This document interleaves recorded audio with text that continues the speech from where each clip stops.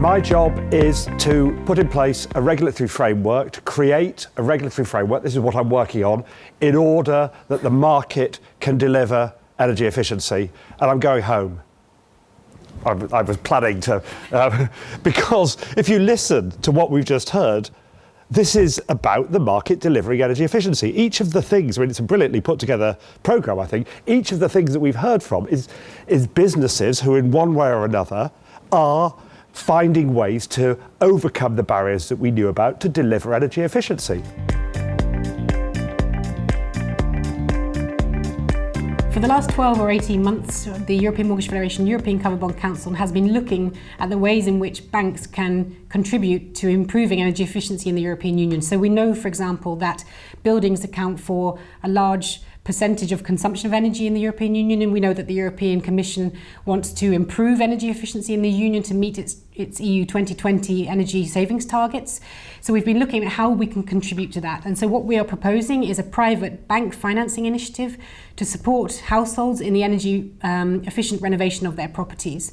The idea would be to provide borrowers with a preferential interest rate or additional funds at the time of origination of the mortgage to move their properties out of the brown zone and into the green zone. For the time being, we are very much working on a testing phase, so we'll be piloting our initiative in the next 12 months.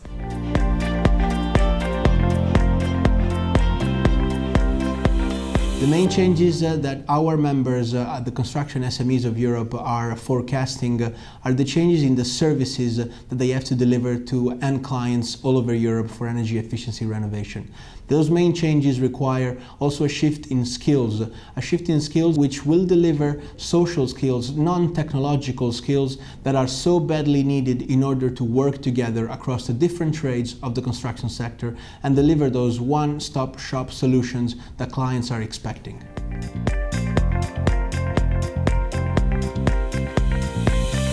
So first is around customer intelligence. In the same way that retailers use customer data and how they use products and how they buy products to understand what kinds of products they want to buy, energy can use data to understand how customers use energy and which services are going to be best for them. Imagine what you could do if you knew how much lighting a customer used, or how much heating, how much cooling, how much ventilation, or if they had a data center.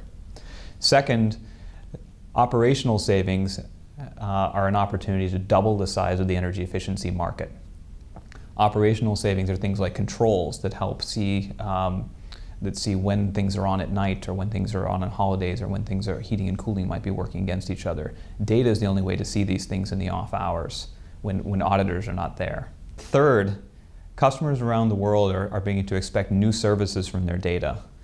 For example, tell me how high my bill is going to be before it actually comes in, so I can do something preventative to stop it from being so high. They can do things like alerts and remote audits that use the data to help them understand their energy use and manage it proactively. What data really does across all of these three examples is it makes it easier for customers to understand their bill and to lower their bills, and gives more information to providers to help understand which products and services are going to be better and to tune them.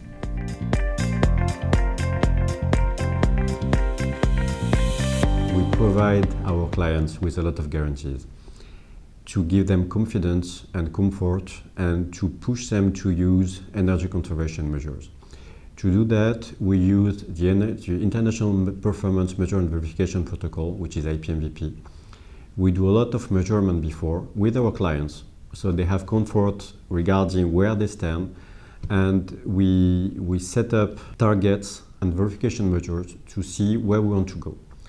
After the implementation of the ECMs, the energy conservation measures, we check that everything is in the good range. And once the client is convinced with the first projects that everything is going well, they push us to do new ones.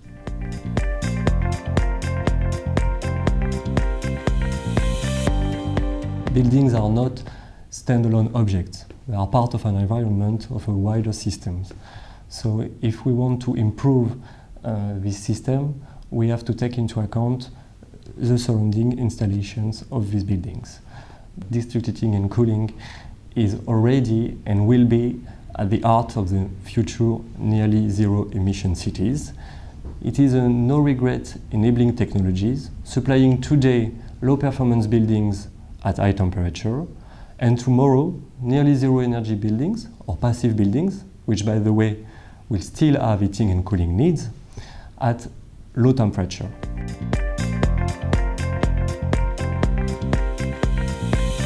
We need a framework at the European level to incentivize most efficient actions. That is to say, a framework that targets sectors with the highest potential of CO2 reduction, be more selective, and to encourage actions with the fastest return of investment and the highest effect on CO2 reduction. But all these efforts will be vain if we don't have a strong CO2 price signal. We will need also a policy to accompany consumers. So it's working. Whatever it is that we're doing is somehow working. And that's a different perspective than it was, say, 5 years ago when we were working on this legislative framework.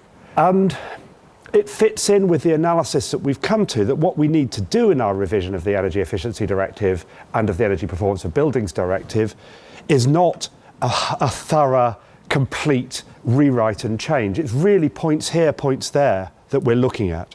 We are working towards targeted revisions of the Energy Efficiency Directive and the Energy Performance Directive. Our target date for that is the 4th of October. We are including an impact assessment which is looking at costs and benefits of targets between 27 and 40%, and we'll make that information available to the decision makers within the Commission, and we'll make it available afterwards to the decision makers in Council and in Parliament. But it won't be a big, big book. And even if I'm not actually going to go home, even if there are some things to do, it's going to be an awful lot. It ought to be possible to progress that relatively quickly at the start of this period of Energy Union, and then we'll see what will happen after then.